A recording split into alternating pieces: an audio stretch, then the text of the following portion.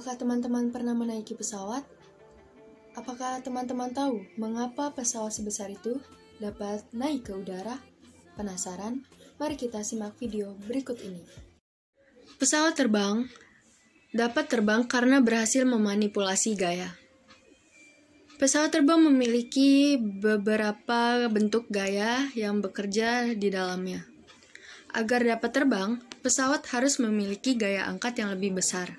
Hal ini diakali dengan gaya bentuk sayap pesawat yang agak melengkung, sehingga gaya di bawah pesawat lebih besar daripada di atas sayap pesawat. Saat pesawat naik ke atas, tekanan di bawah sayap lebih besar daripada di atas. Hal ini karena pesawat saat terbang menerapkan prinsip Bernoulli, di mana agar dapat terbang, kecepatan pesawat yang di bawah lebih besar daripada di atas, sehingga tekanan di bawah pesawat lebih besar daripada di atas pesawat. Assalamualaikum warahmatullahi wabarakatuh. Tabi pun. Apa kabar hari ini teman-teman? Semoga kita dalam keadaan sehat walafiat. Hari ini kita akan belajar yaitu penerapan hukum fluida dinamis. Pertama-tama kita berdoa terlebih dahulu. Berdoa mulai. Berdoa selesai. Hari ini kita akan membahas yaitu fluida dinamis. Fluida dinamis adalah fluida yang tidak compressible, yaitu apabila terdapat tekanan dia tidak akan berubah. Dan yang kedua yaitu tidak mengalami gesekan, walaupun alirannya mengalir, dia tidak akan mengalami gesekan dengan dinding. Ketiga yaitu alirannya konstan, di mana tidak terdapat pusaran-pusaran.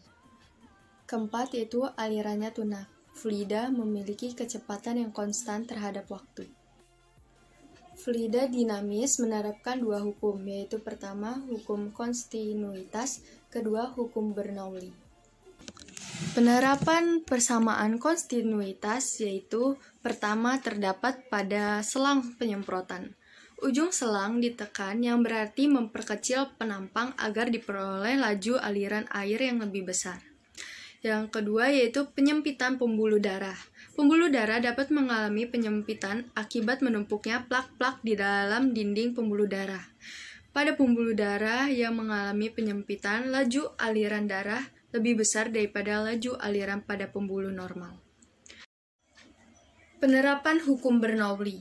Pertama yaitu teorema Torricelli. Perhatikan gambar berikut. Berdasarkan asas Bernoulli dapat diturunkan yaitu kecepatan keluarnya air sama dengan V sama dengan akar dari 2 kali G kali HA. Yang berarti yaitu G gravitasi, H ialah ketinggian, di mana HA itu dari atas sampai ke ujung tengah V.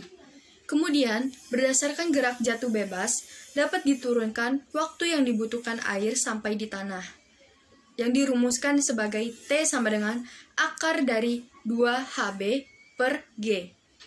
HB yaitu ketinggian dari atas V sampai ke tanah. Sehingga dapat ditentukan jarak jatuhnya air diukur dari dinding tangki, yaitu kita simbolkan dengan X, bisa dengan rumus yaitu V kali T, atau sama dengan 2 akar HA kali HB. Berikutnya yaitu ada efek Venturi. Efek Venturi terjadi pada fluida yang mengalir melalui sebuah pipa yang menyempit, lalu melebar lagi pada ketinggian yang sama.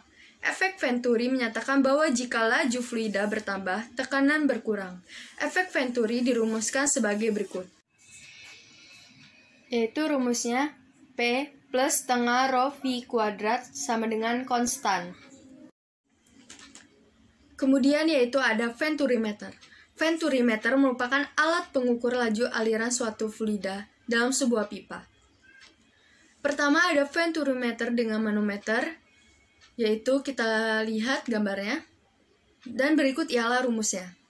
Kedua ada Venturimeter tanpa manometer, yaitu kita lihat gambarnya, yaitu pipanya ke atas. Memiliki rumus sebagai berikut. Dan yang terakhir yaitu ada tabung pitot. Tabung pitot merupakan alat yang digunakan untuk mengukur laju aliran suatu gas atau udara. Alat ini dilengkapi dengan manometer raksa.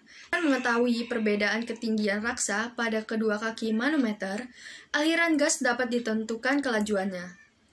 Bisa kita lihat yaitu gambar pipa pitot, memiliki kelajuan aliran fluida yang dirumuskan sebagai berikut.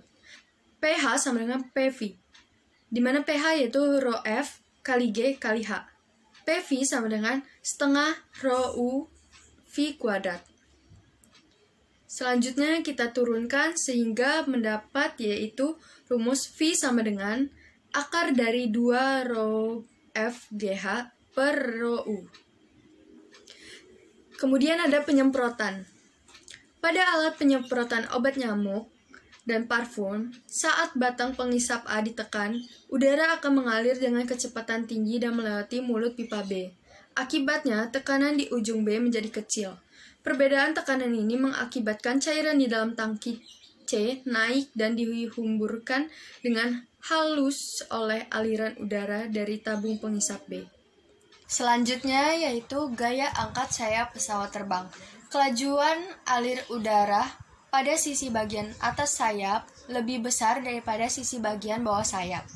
Tekanan pada bagian sisi bagian atas lebih kecil daripada sisi bagian bawah. Beda tekanan pada kedua sisi sayap adalah P1 dikurang P2 sama dengan setengah Rho kali V2 kuadrat dikurang V1 kuadrat. Yaitu V2 yaitu di bagian atas, V1 di bagian bawah. Kemudian, beda tekanan P1 dengan P2 menghasilkan gaya angkat pesawat terbang yaitu F1 dikurang F2 sama dengan setengah Rho A kali V2 kuadrat dikurang V1 kuadrat, di mana Rho adalah massa jenis udara, A adalah luas total penampang sayap. Tahukah teman-teman bahwa tikus yang biasanya di dalam lubang, ia akan dapat membuat lubang karena menerapkan hukum Bernoulli, yaitu di mana saat lubang masuk, udara di dalamnya yaitu memiliki kecepatan yang kecil tetapi tekanannya besar. Sedangkan saat keluar, udaranya akan mengalami kecepatan yang besar dan tekanannya yang kecil. Kita masuk soal nomor 1 yaitu salah satu syarat agar terjadinya gaya angkat pesawat terbang adalah, jawabannya ialah C. Penampang sayap bawah lebih mendatar daripada penampang sayap atas, karena pesawat terbang dapat terangkat ke udara karena kelajuan udara yang melalui sayap pesawat bagian sisi atas lebih besar daripada bagian sisi bawah. Pada penampang sayap pesawat terbang, bagian belakang lebih datar dan sisi bagian atas lebih melengkung daripada sisi bagian bawahnya. Keadaan ini mengakibatkan garis arus bagian atas lebih rapat daripada bagian bawahnya. Hal ini berarti kecepatan aliran udara pada bagian sisi atas atau V2 lebih besar daripada sisi bagian bawah sayap atau V1. Akibatnya, tekanan bagian atas P2 lebih kecil daripada tekanan pada bagian bawah P1. Sehingga kita dapatkan bahwa jawabannya ialah C. Selanjutnya yaitu soal kedua.